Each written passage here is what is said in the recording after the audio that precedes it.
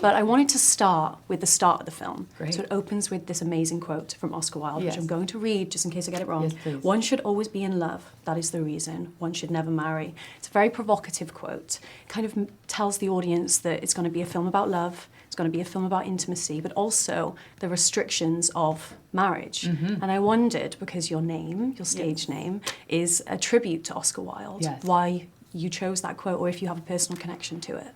Well, I mean, I think satire is the most valuable contribution to any society, and I think, of course, Oscar Wilde risked everything in order to be honest.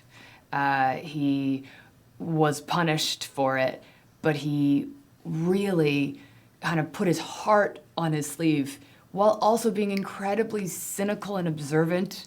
And I think that kind of courage is so deeply admirable. But that quote felt perfect for this film because I think what we're saying is both romantic and cynical. Yes. What I love is that in the theater, that quote is split apart, and there's a few seconds in between. And when it says one should always be in love, there's a sense of, and everyone's like, oh, that's very sentimental, nice way to begin. Yeah. And then the second half, that's the reason one should never marry. You hear this recognition, and it's this, it's this great feeling. And I think that both can be true. You have to continue in the engagement of loving if you want marriage to work, so I hear. And I think that it's like a really, it's a testament to people try this thing that half the time, statistically, doesn't work, but they try every day. People are getting married every day. I always say, if 50% of planes crashed, we probably wouldn't get on them with as much gusto. 50% of marriages end. Yeah. But every day there's a wedding, lots of them, and we are all optimistic in pessimistic times, and I think that's kind of very beautiful and very human. Yeah, it is. That's really beautiful. Edward, I absolutely loved the character of Hawke so much. He was so aloof and so intriguing, and I was drawn to him instantly. And two lines in particular were my utter favourite of the whole film. One, all of your beautiful meat will get eaten. The way you said that was absolutely brilliant. So blasé, just so in the moment. And I didn't know where the film was going to go, but as soon as you said that... Did you sense an innuendo in there? Yeah, just a little bit, just really subtle. But as soon as you said it... That was one of our many just tossed off.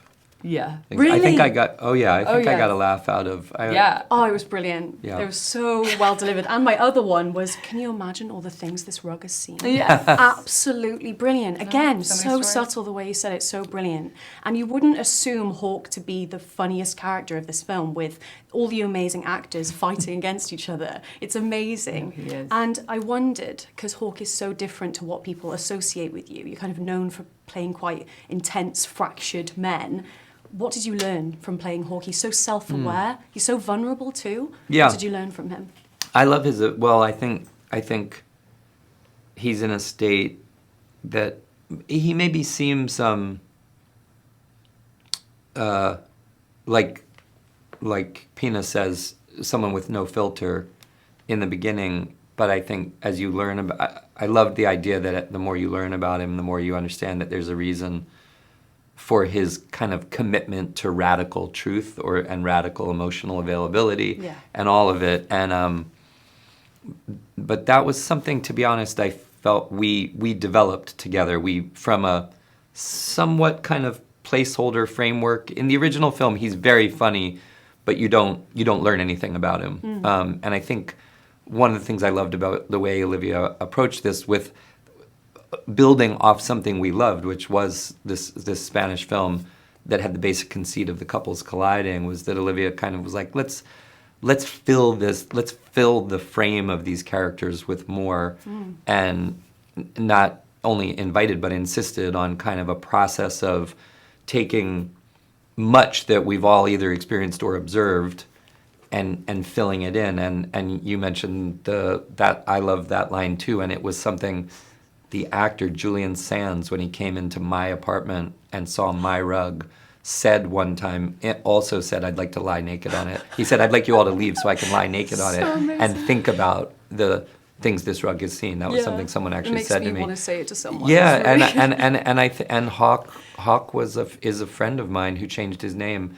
The character's name was Shane originally, and when I told Olivia the story of a friend of mine who changed his name because he changed his life. She was like, oh my God, like we and this, that's all just to say, Hawke and everything about this film, I think, was a process of filling up a stew pot together with a lot. And my ultimate compliment to what Olivia did as a director on this was that she was not only not put off by the idea of the unexpected emergent, she was chasing an uncertain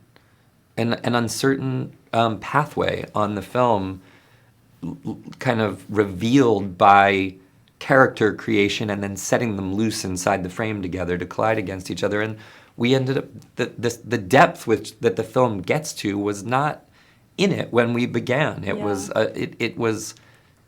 Olivia and Seth became convinced that it needed to get to that deeper place, and we found our way there, which was unlike any process I've gone through. It was a real process of discovery, and I loved it. Yeah, it's a really beautiful film. I could ask you a million more questions, but thank you both so Thank you. much Thank for your you. amazing answers. I loved the film.